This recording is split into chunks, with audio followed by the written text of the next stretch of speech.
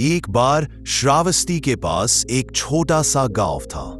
उस गांव में एक युवक रहता था, नाम आनंद। वह स्वभाव से सीधा साधा था, परंतु उसके साथ गांव के कई लोग अक्सर बुरा व्यवहार करते थे।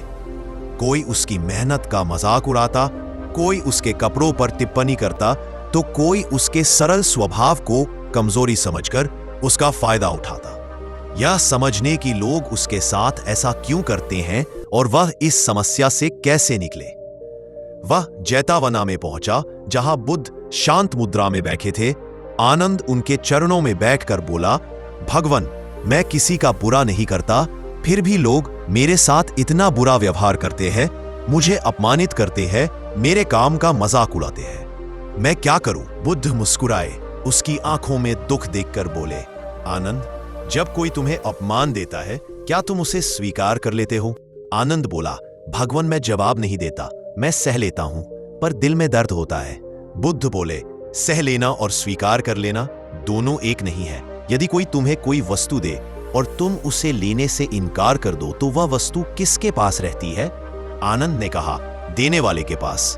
बुद्ध बोले, ठीक वैसे ही अपमान, बुरा व्यवहार, गाली, ये सब भी वस्तुओं की तरह है। जब तुम उन्हें दिल से स्वीकार कर लेते हो, तब वे तुम्हें आहत करते हैं, लेकिन यदि तुम समझ जाओ कि यह उनका स्वभाव है, तुम्हारा नहीं, तो अपमान उनके पास ही रह जाता है। आनंद धीरे धीरे समझने लगा।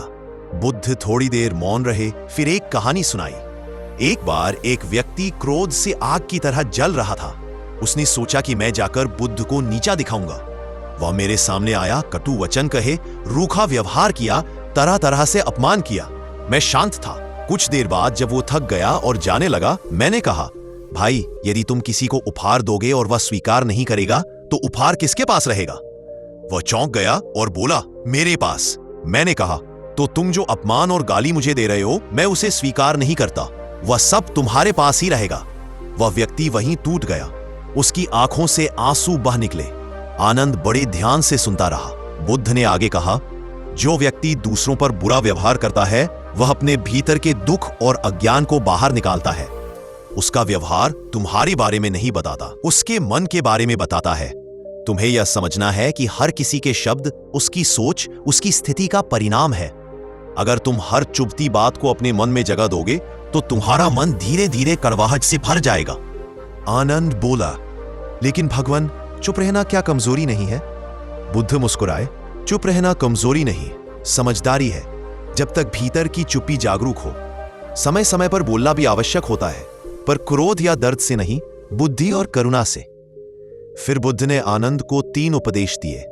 पहला, किसी का व्यवहार देखकर अपना मूल्य कभी मत गिराना। तुम्हारा स्वभाव तुम्हारा है, उनका व्यवहार उनका।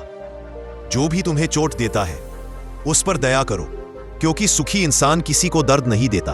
तीसरा, हर प्रतिक्रिया एक चुनाव है, तुम्हें चुनना है, तुम आग में घी डालोगे या उसे बुझने दोगे। इन बातों ने आनंद का मन खोल दिया। उसे लगा जैसे किसी ने दिल का बोझ उतार लिया हो। बुद्ध ने फिर कहा, आनंद, तुम्हें बुरा व्यवहार चोट इसलिए देता है क्योंकि तुम खुद को दूसरों की नजर से देखते हो। एक बार खुद को अपने सत्य से देखना शुरू कर दो, तो दुनिया की नजरें तुम्हें हिला नहीं सकती। आनंद बोला, भगवान, अगर कोई रोज रोज बुरा करे तो क्या करे? बुद्ध ने शांत स्वर में कहा, अगर कोई तुम्हारे रास्ते में कांटे बिछाए, तो तुम 2 काम कर सकते हो। या तो हर बार रोना कि कांटा क्यों है, या फिर अपने पांव में मजबूत जूते पहन लेना।